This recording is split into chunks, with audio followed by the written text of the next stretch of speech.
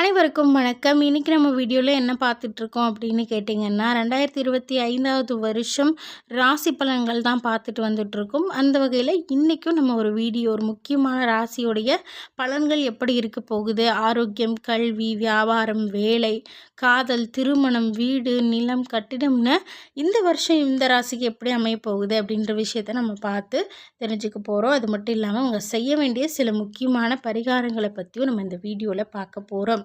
வீடியோக்குள்ளே போகிறதுக்கு முன்னாடி உங்களுக்கு ஜோதிடம் இல்லை உங்கள் ராசி சம்மந்தமாக ஏதாவது சந்தேகங்கள் இருக்குது, நம்ம ஜோதிடர் போய் பார்க்கணும் அப்படின்னு நீங்கள் நினச்சிட்ருக்கீங்க அப்படின்னா கீழே டிஸ்கிரிப்ஷனில் ஜோதிடருடைய நம்பர் கொடுக்கப்பட்டிருக்கு.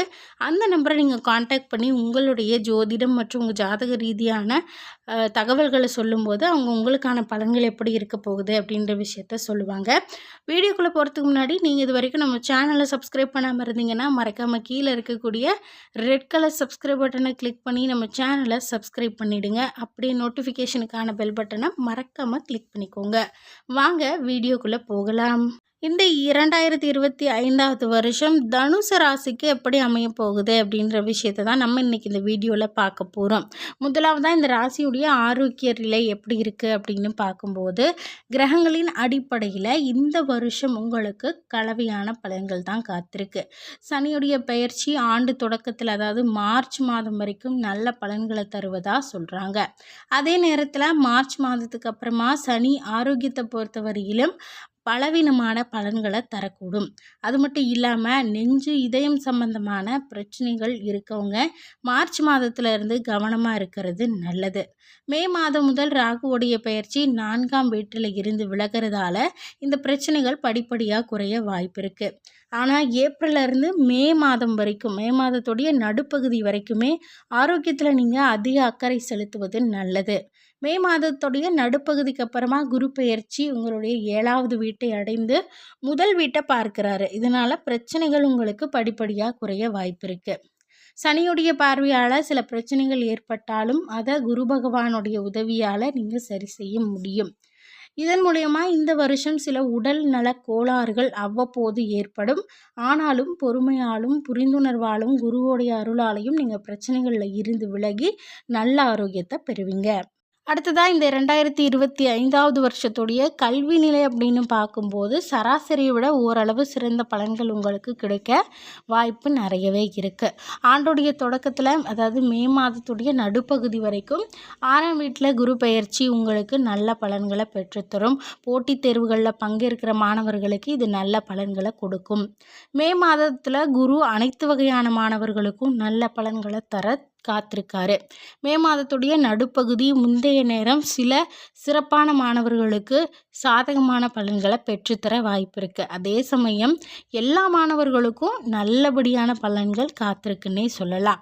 தனுசு ராசி பலன் 2025ஆம் ஆண்டு சனி மற்றும் ராகுடைய பெயர்ச்சியால் சில பிரச்சனைகள் ஏற்படும். கல்வியிலையும் சரி உடல் நலத்திலையும் இதனால் சில பிரச்சனைகள் ஏற்படும். படிப்பில் அதிக கவனம் செலுத்துவது மட்டும்தான் நல்ல பலன்களை உங்களுக்கு பெற்றுத்தரும்.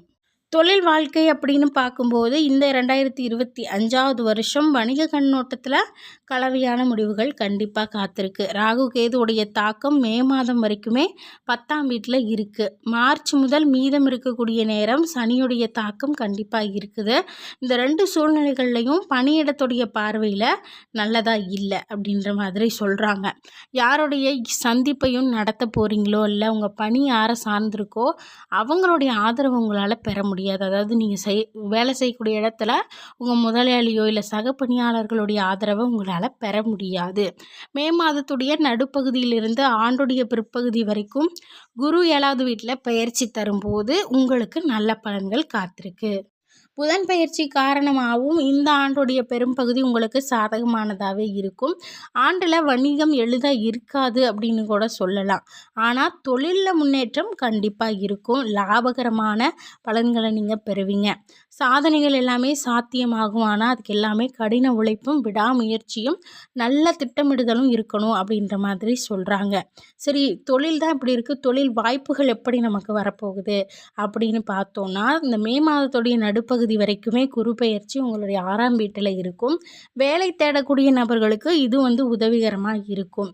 நேர்காணல்கள் இருக்குது, போட்டித் தேர்வுகள் இருக்குது அப்படின்னா நல்ல வெற்றி பெறக்கூடிய நிலை உங்களுக்கு கிடைக்க வாய்ப்பு இருக்குது. மே மாதம் வரைக்கும் ராகுவோடைய பயிற்சி உங்கள் மனதில் அதிருப்தி உருவாக்கும். மே மாதத்துக்கு அப்புறமா ராகு குருன்னு 2 பேருடைய பயிற்சி சாதகமான பலன்களை பெற்றுத்தரும். இந்த சூழ்நிலையில் நீங்கள் வேலையை இன்னும் சிறப்பாக செய்வீங்க. எல்லா வகையிலையுமே உங்கள் வேலை செய்கிறவங்க மூலியமாகவும் இல்லை உங்கள் முதலாளிகள் மூலியமாகவும் நல்ல பலன்கள் உங்களுக்கு காத்திருக்கு. பதவி உயர்வு ஏற்படவும் வாய்ப்பு இருக்குது. புதிதாக முயற்சிகள் செய்கிறது மூலிமா நல்ல பலன்கள் உங்களுக்கு நிச்சயமாக இருக்கும். நீங்கள் எதிர்பார்த்த உங்களுடைய சாதனைகள் திருப்தி அளிக்கிற விதமாக இருக்காது. ஆனால் சாதகமான பலன்கள் உங்களுக்கு பெற்றுத்தரும். இந்த வருஷத்தோடைய நிதிநிலை அப்படின்னு பார்க்கும்போது சராசரியை விட சிறந்த முடிவுகள் இருக்குது அப்படின்னு சொல்லலாம். ஆண்டுடைய தொடக்கத்தில் இருந்து மே மாதத்துடைய நடுப்பகுதி வரைக்கும் செல்வம் குறிக்கக்கூடிய குரு 6ஆம் வீட்டில் இருக்கார். 6வது வீட்டில் குரு பெயர்ச்சி இருக்கிறது நல்லதாக இல்லைன்னாலும் 9ஆம் வீட்டில் பண வீட்டை பார்க்கறது மூலியமாக செல்வ குவிப்பு விஷயத்தில் குரு உங்களுக்கு உதவியாகவே இருக்கார். செல்வத்தின் அதிபதியாக இருக்க சனி பகவான் மார்ச் மாதம் வரைக்கும் தன்னுடைய ராசிக்கு 3ஆம் வீட்டில் தங்கி நிதி பக்கத்தை பலப்படுத்த விரும்புகிறாரு.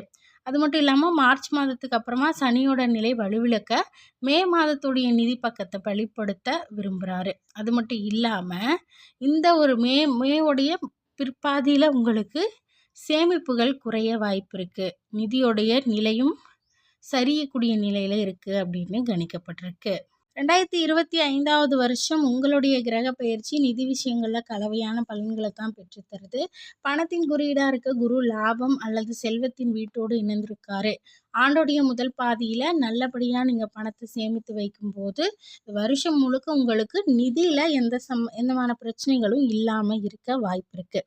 அடுத்ததான் இந்த 25வது வருஷம் தனுசு ராசிக்காரங்களுடைய திருமணம் மற்றும் காதல் வாழ்க்கை எப்படி இருக்க போகுது அப்படின்னு பார்க்கலாம். இந்த 2025வது வருஷத்தோடைய முதல் பகுதி பற்றி பார்க்கும்போது காதல் உறவுகளுக்கு கொஞ்சம் பலவீனமாக தான் இருக்குது. மே மாதத்துடைய நடுப்பகுதிக்கு அப்புறமா குரு பெயர்ச்சி அடைகிறது மூலியமா நல்ல இணக்கம் ஏற்பட வாய்ப்பு இருக்குது. 5ஆம் வீட்டுடைய அதிபதியான செவ்வாய் நிலையை ஒட்டுமொத்த சராசரி முடிவுகளையே தராரு. அதே நேரத்தில் சுக்கிரனுடைய நிலை ஆண்டு முழுவதும் பெரும்பாலுமான சாதகமான பலன்களை உங்களுக்கு பெற்றுத்தர வாய்ப்பு இருக்குது. திருமணத்தை பொறுத்த வரைக்கும் ஆண்டுடைய 2ஆம் பாதி நல்ல பலன்கள் இருக்க வாய்ப்பு இருக்குது. மே மாதத்துடைய நடுப்பகுதிக்கு அப்புறமா லக்னம் அல்லது ராசிக்கு அதிபதியாக இருக்க குரு 7வது வீட்டில் பயிற்சி செய்யும்போது திருமணத்திற்கான வழியை திறக்க முடியும். நீங்கள் திருமணம் இல்லை, திருமணத்துக்கு பொண்ணு பார்த்துட்டு இருக்கீங்கன்னா பிற்பகுதியில் உங்களுக்கு அது கைகூட வாய்ப்பு இருக்குது. ஆண்டுடைய முதற்பாதியில் சனி பகவான் உங்களுக்கு நல்ல பலன்களை கொடுத்தாலும் பிற்பாதியில் உங்களை பலவீனம் அடையக்கூடிய நிலையில் இருக்கார். அது மட்டும் இல்லாமல் நீங்கள் புதுசாக நிலம், கட்டிடம், வாகனம் வாங்கணும் அப்படின்னு நினைக்கிறீங்கன்னா இந்த டைமில் நீங்கள் வாங்குறது நல்லது. இதன் மூலிமா நல்ல பலன்கள் உங்களுக்கு காத்திருக்கு. வண்டி வாகனம் வாங்கணும் அப்படின்னு நினைக்கிறவங்க மே மாதத்துடைய நடுப்பகுதிக்கு முன்னாடி வாங்குறது நல்லது. இல்லை அப்படின்னா உங்களுக்கு நிதி சம்மந்தமாக சில பிரச்சனைகள் ஏற்பட வாய்ப்பு இருக்குது. மோசடி நடக்கவும் வாய்ப்பு இருக்குது. அது மட்டும் இல்லாமல் புத்திசாலித்தனத்தை பயன்படுத்துறது மூலிமா நல்ல பலன்களை இதில் நீங்கள் பெற வாய்ப்பு இருக்குது. 2ஆம் பாதியில் இந்த விஷயம் சிறப்பாகவே இருக்குது. முடிந்த வரைக்கும் வாகனம் வாங்குவதை தவிர்க்கிறது நல்லது. வாகனத்தை வாங்குறது ரொம்ப முக்கியம். மே மாதத்துடைய நடுப்பகுதிக்கு அப்புறமா வாங்குறது நல்லது அப்படின்னு சொல்கிறாங்க. நீங்கள் செய்ய வேண்டிய சில பரிகாரங்கள் என்ன, அதாவது பிரச்சனைகளை சரி செய்யணும் அப்படின்னு நினச்சிங்கன்னா நீங்கள் செய்ய வேண்டிய பரிகாரம் என்ன, எந்த கடவுளை வணங்கணும் அப்படின்னு பார்க்கலாம். முதல்ல பரிகாரம் அப்படின்னு பார்க்கும்போது தினமும் பசுவுக்கு பாலும் சாதமும் சனிக்கிழமைகளில் கொடுக்கறது நல்லது. முடிந்தால் தினமும் கொடுக்கலாம், இல்லை சனிக்கிழமைகளில் கொடுக்கறது நல்லது. வியாழக்கிழமை தோறும் மஞ்சள் பழங்கள், அதாவது மஞ்சள் இனிப்புகள், பழங்களை நீங்கள் கோவில்களுக்கு கொண்டு போய் வரக்கூடிய பக்தர்களுக்கு கொடுக்கறது மூலிமா நல்ல பலன்கள் உங்களுக்கு காத்திருக்கு. வாழ்க்கையில் வெற்றி பெறணும், வளம் பெறணும் அப்படின்னு நினைக்கிறீங்கன்னா மாத கமலா அல்லது மாத சித்தாத்திரியை வழிபடணும் அப்படின்னு சொல்கிறாங்க. இதன் மூலிமா உங்களுக்கு வரக்கூடிய சில பிரச்சனைகளை நீங்கள் கண்டிப்பாக சரி செய்யலாம். அது தவிர உடலுடைய மேல் பகுதியில் வெள்ளி நகைகளை அணியலாம். வெள்ளி நகைகள் மூலியமாகவும் உங்களுக்கு நல்ல பலன்கள் காத்திருக்கு. மறக்காமல் வியாழந்தோறும் கோவில்களில் மஞ்சள் நிற பழங்களையோ இனிப்புகளையோ பக்தர்களுக்கு நீங்கள் தானமாகவோ இல்லை பிரசாதமாகவோ கொடுக்கறது நல்ல பலன்களை உங்களுக்கு பெற்றுத்தரும். இது மூலிமா நல்லதே நடக்கும் அப்படின்னு கூட கணிக்கப்பட்டிருக்கு. இந்த வீடியோ மூலியமா விருச்சிக ராசிக்காரர்களுக்கு இந்த வருஷம் எப்படி அமைய போகுது அப்படின்ற விஷயத்த தெரிஞ்சுக்கிட்டு இருப்பீங்க. இந்த வீடியோ உங்களுக்கு பிடிச்சிருந்தா லைக் பண்ணி உங்கள் விருச்சிக ராசி நண்பர்களுக்கு இந்த வீடியோவை ஷேர் பண்ணுங்கள். இது மாதிரி நிறைய சுவாரஸ்யமான வீடியோக்கள் பார்க்க நம்ம சேனலை மறக்காமல் சப்ஸ்கிரைப் பண்ணி நோட்டிஃபிகேஷனுக்கான பெல் பட்டனை மறக்காமல் கிளிக் பண்ணிடுங்க. நன்றி.